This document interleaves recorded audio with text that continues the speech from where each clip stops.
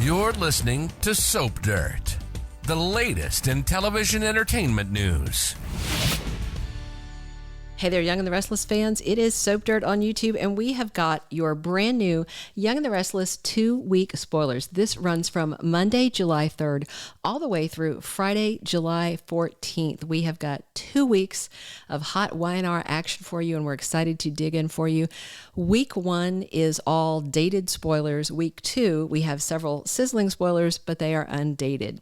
All right, we're going to dig in. But first, if you haven't already, please reach down, click that subscribe button so you don't miss any of our Young and the Restless spoilers, casting news, promos, predictions, and more.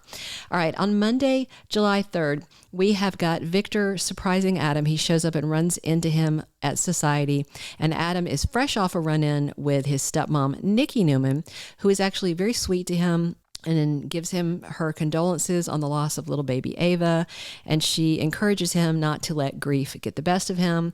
But then, of course, he winds up bickering with Victor because Victor feels like he shouldn't be taking aim at Newman Media. But then again, Newman is taking aim at McCall Holdings. So all's fair in love and business, right? Sharon Newman is looking for a fresh start on Monday, and she and Nicholas burn Cam's stuff, and they celebrate it, and then they talk about plans to sell the company he left to her and donate the money to a worthy charity. Meanwhile, Sally Spectra is sitting alone because Nick is with his ex instead of with his grieving girlfriend. Kyle Abbott decides to stun Audra, and he sends her flowers and diamond earrings. Her playing it cool and kicking him out of the room seems to be working really well for her. All right, we also see Victoria getting chewed out by her mom, Nikki, on July 3rd. Then on Tuesday, July 4th, thanks to the holiday and the writer's strike, we have got a rerun. Usually Y&R airs a new episode, but because of the WGA strike, they're conserving things. That's also why I think they did that special John Abbott tribute episode a couple of weeks ago, was because it's mostly flashbacks, very little scripted stuff, and it probably saved them some scripted material. All right, so on Independence Day, if you tune in, you're going to see the July 3rd, 1992 episode of John Abbott hosting a poolside party at the Abbott Mansion with chancellors and winners and other legacy families from Genoa City there to enjoy it. Then we get back into regular programming on Wednesday, July 5th, and Summer Newman faces some consequences.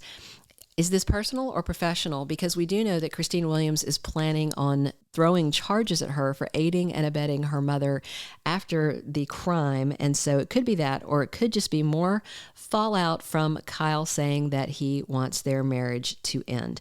We also see Devon Hamilton surprising Lily Winters.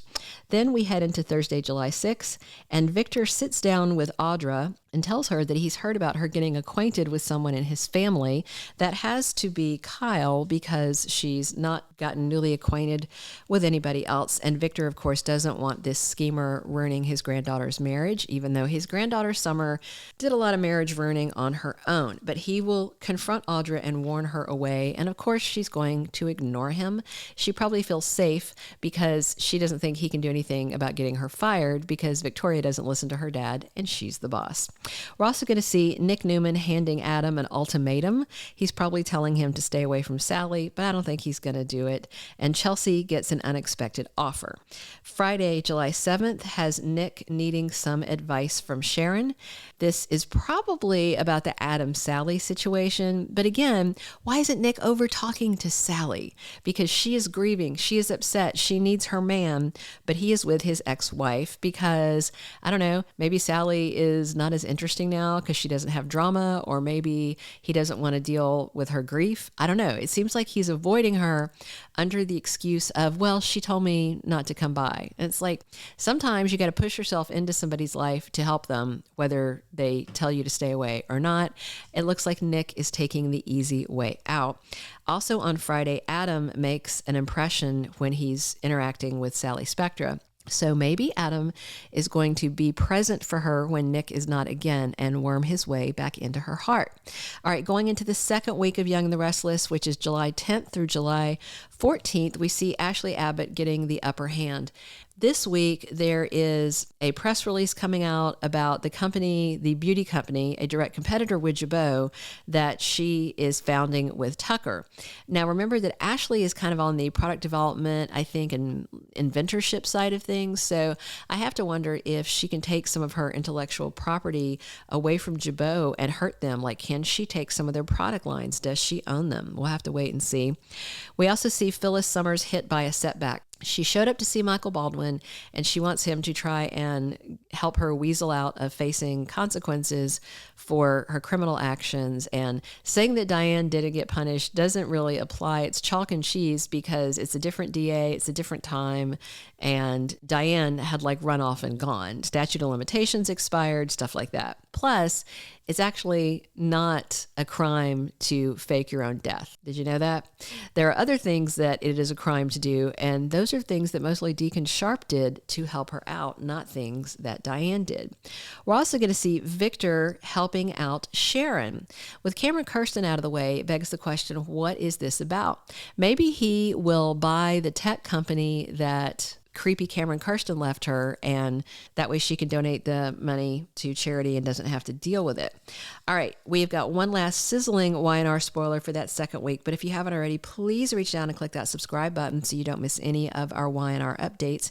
And we'd also love it if you would click a like if you have enjoyed these 2-week spoilers. The very last one is kind of vague, but I have an idea of what I think it might be about, and it's Devon Hamilton honoring his legacy. Remember, he is a Chancellor offspring. Kay Chancellor is his grandmother. So I do wonder if he is going to agree that they should move into the Chancellor mansion. Remember, Chancellor invited Devon and Abby to move into his family home and said he would get an apartment nearby because he thought it would be better for Dom to be in that house all the time.